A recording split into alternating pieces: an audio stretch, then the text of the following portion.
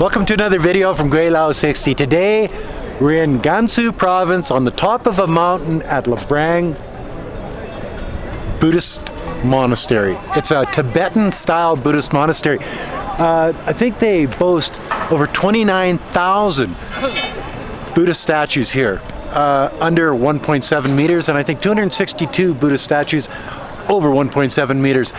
At this monastery's heyday, they had 4,000 lamas in here. Cool, eh?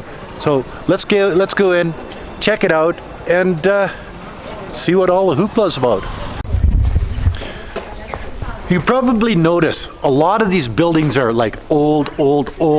This monastery has actually been here since the early 1700s, over 300 years. I think it's 315 years. So when you see buildings like this, these are probably original buildings from 300 years ago. Not bad, eh? And I have a question for one of these monks. So I'm going to go over here and I'm going to ask him, Wei Feng, can you help me with this? Can you ask this monk, how come Buddhist monasteries are always on the top of a mountain? Buddhist. Huh? Them? Well, they should know, right? How come monasteries are always on the top of a mountain? How come all Buddhist monasteries are on top of mountains? 鬼佬问你，为什么你们这些所谓的真人都是住在山顶上呢？山顶上。都是呀，你们的电视啊什么的都是在那个比较山上高的地方，为什么呢？你这是借来的吗？有吗？有。对不对？都在山上呀，你们没有啊，这没有山上，我们现在的，那就风水的问题吧，就看风水的话，可能就 OK， 要看风水。This is come to feng shui. Feng shui. Yes, come to feng shui. Wherever I bring you go before is a high mountain, sea, whatever, and because there the particular place is for good luck or for good feng shui. So the top of mountains is good feng shui. Not actually not like all of them. that. No, you have to know which spot is the good spot. And this spot is absolutely the good spot. This is a good spot. Yeah. So you heard it here first, straight from the monk's mouth. This place has good feng shui. Yes, I think so. That's a come from 400 years ago. 315 years, but she was close. Yeah. Okay. 谢谢. When the monk says this place has good feng shui, feng shui means it's got good luck. I think what he really means is this place is beautiful. If you look around this whole area, we're on a high plateau and surrounded by a mountain range. You know what I mean? Like, this place is gorgeous. We're over 3,000 meters up, so we're on the top of the world. And by looking around at this area, you wouldn't notice a difference between here and Tibet. The type of people, the mountains, the monastery, the monks, all of those things. Just like Tibet, man, I'm telling you. Walking through a place like this is like a walk back in time, because it has been here for over 300 years. A lot of the buildings, you know, and I notice it's made out of dirt and brick, and they don't paint, whatever they painted with isn't paint. It's like clay or something that they, that's one of the questions I should have asked. What do they paint this stuff with? Because it just sort of comes off on your fingers. Even the whitewash on this side. Check this out. It's just chalk. So strange. It's really strange. So I noticed this whole place isn't painted. It's all chalky. The red stuff on the side and the white stuff on the side of these buildings isn't paint. So I'd really like to ask this guy again. How do they color their Their buildings. Got another question. What do you paint the sides of the building with, like the red or the clay color and the white on the sides of the building? How do you paint your building? 他说：“你们是拿什么东西去刷你们的墙的？打比方，你白色、红色的那一块，是拿什么东西、什么材料来刷你们的墙的？”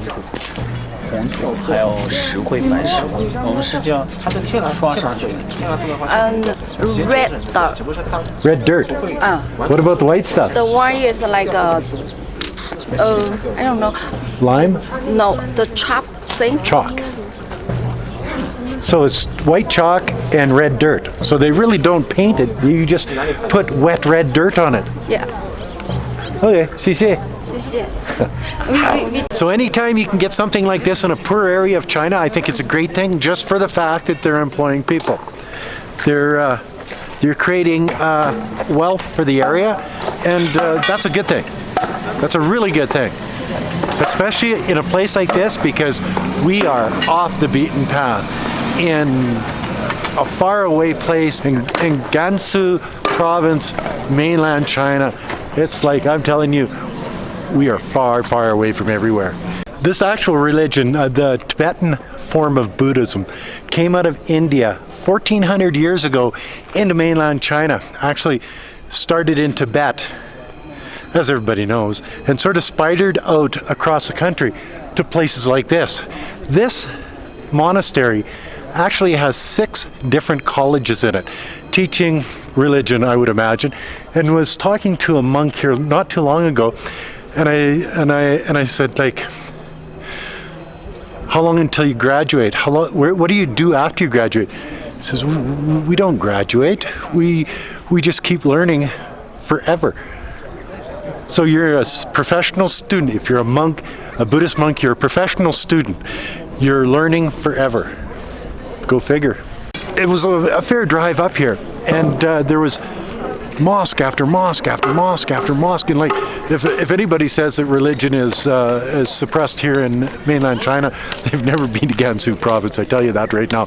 But after all of the mosques, and you get a little bit further up the mountain, and then it turns into all Buddhist stuff. So both these religions, I guess, are okay with each other right next door, which is sort of a good thing.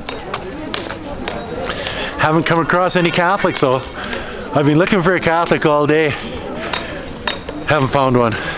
And as a guide takes people into the inner areas, and they have no photos areas, I lose interest, I walk the other way.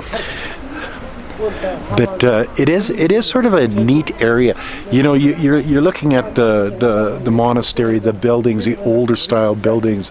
I'm guessing it fuels a lot of the employment for the village next door. You know, either in hotels, people working in hotels, restaurants, people working in the restaurants, all of these different things. So it brings economic value to the area. Not just religion, but economic value. Cool, eh? And you get all of these people coming here. It's like they've all got their little beads type thing. Like this young fella here, where you see in his hand, he's got his beads. I think it's cool. You know. And these people, I would swear they're all Tibetan. Like seriously, if you look at them, I'm going to turn this camera around on this lady here.